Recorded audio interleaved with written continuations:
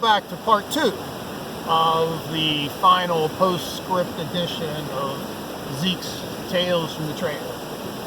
And I was, at the end of part 1, I was telling you how Bill Brownell had told me about the passing of Dr. Ludke, and how I wrote back to him saying how I would be thinking of him when I'm out there blazing trails someday. And so when I decided to hike the Appalachian Trail, I kept in mind Dr. Ludke and Fireball, as he used to call it on trail, was his trail name, because when he was doing his training hikes, he liked to eat fireballs, the atomic fireball hot candy. Got like a cinnamon taste to it, and so that's what it stuck. That's what he was named. And so when I started trail, every little market, supermarket I went in, I'd go to the candy section, and I'd look for fireballs because I wanted to try them out. I remember eating them when I was a little kid.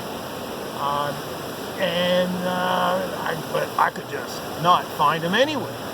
I looked and looked, and then finally I got to Baxter State Park, just outside A-Ball Campground, and I went back in to get a towel to take a shower, and to buy a towel from the shop, from the market there.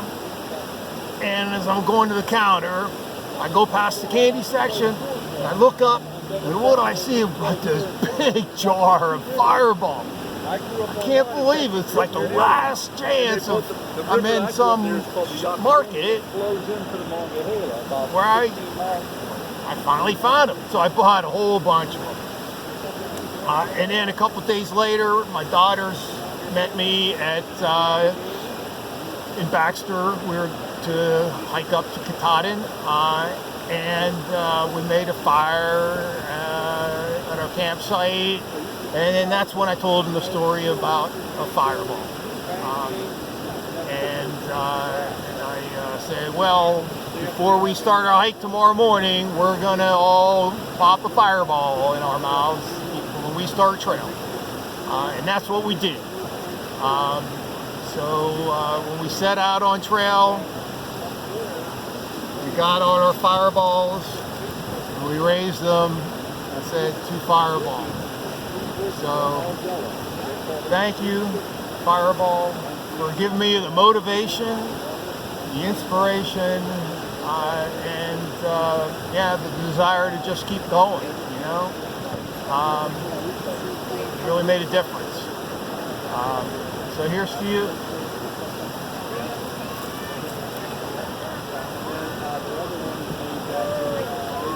Well, Harpo out.